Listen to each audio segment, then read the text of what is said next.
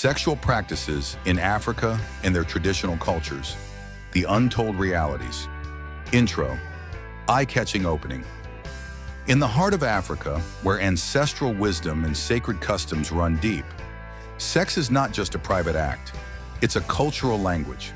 It's a spiritual exchange, a rite of passage, a tool of power, and in some cases, a source of silent suffering. Behind closed huts, under moonlit ceremonies, and through whispered teachings passed from elders to youth, African traditions have shaped sexual norms for centuries. But while some of these practices celebrate intimacy in life, others raise difficult questions about consent, gender roles, and the modern clash between tradition and human rights.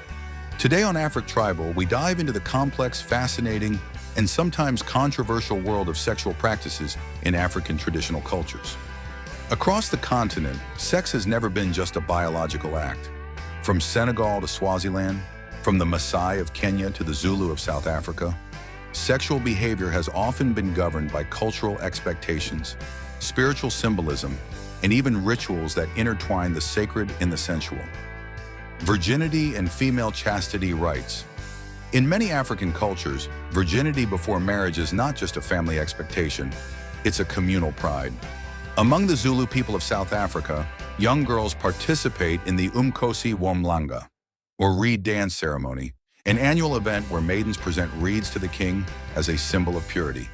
It's a celebration of femininity and pride, but critics have questioned whether the focus on virginity reinforces patriarchal control.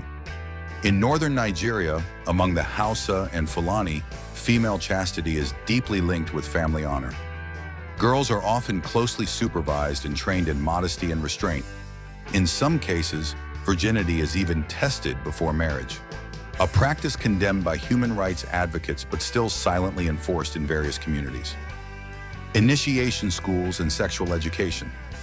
In southern Africa, some communities conduct initiation schools, such as the Unyago ceremonies in Tanzania, or the Bogwera for boys and Bojale for girls in Botswana. These are rites of passage where youth are secluded and trained for adulthood, often including lessons about sexual behavior, marriage duties, and fertility roles. In the Bantu regions of Uganda, girls are taught by aunties known as Senga. These women pass down sexual knowledge, bedroom techniques, and relationship strategies. This mentorship is seen as a way to prepare women for successful marriages, but also reinforces the belief that a woman's value lies heavily in pleasing her husband. Sacred sexuality and spiritual unions. Sex in African traditional religion isn't always taboo. It can be sacred. Among the Yoruba of Nigeria, the goddess Osun represents fertility, love, and sensuality. Offerings, songs, and dances in her honor often include erotic elements, symbolizing the divine link between sexuality and creation.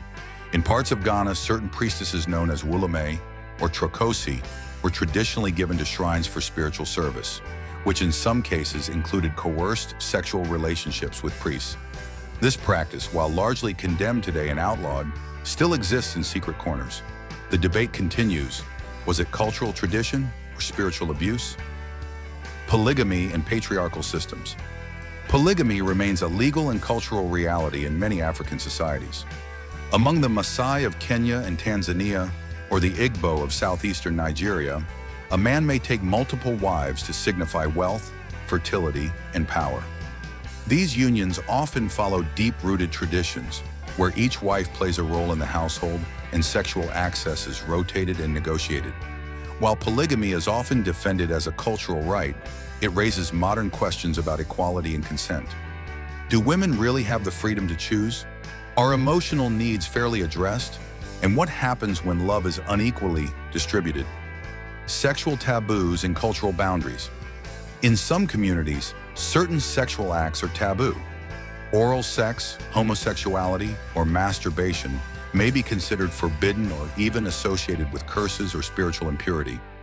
In many traditional African cultures, heterosexual intercourse within marriage is the only approved form of sex, and even then, it's guided by rules of timing, fertility, and ritual purity.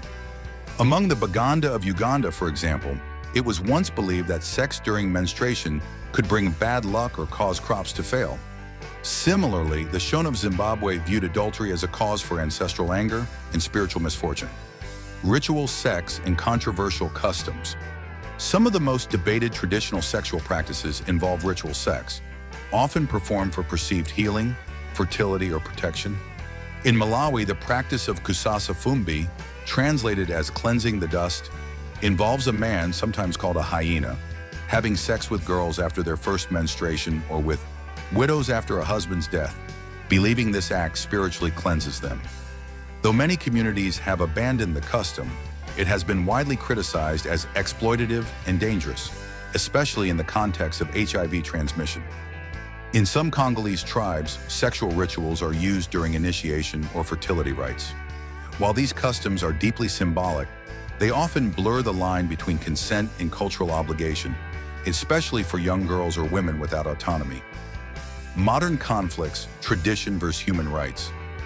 As Africa modernizes, many traditional sexual practices are being challenged by new conversations around bodily autonomy, gender equality, and human rights.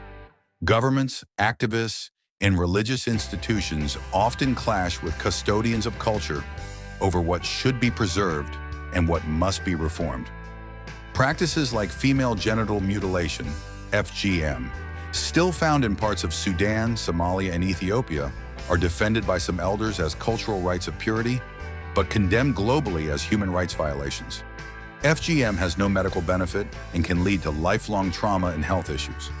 Despite widespread campaigns against it, change is slow and complex because of the deep cultural roots, youth, urbanization, and changing norms. Today's African youth are navigating a crossroad between tradition and modernity. With urbanization, education, and access to global media, young people are increasingly redefining sexual identity, gender roles, and relationship dynamics. In countries like South Africa and Ghana, open conversations about sex, LGBTQ+ rights, and reproductive freedom are becoming more common among the youth. Even as traditional values remain strong in rural areas, the tension between generations is growing as culture evolves faster than some communities are prepared for. Conclusion: sexual practices in African traditional cultures are as diverse as the continent itself. They are shaped by spirituality, ancestry, gender roles, and survival. While some customs celebrate the sacred beauty of sexuality and the importance of communal values, others challenge our modern understanding of freedom, dignity, and consent. As Africa rises, so must the conversation, bold, respectful, and rooted in truth.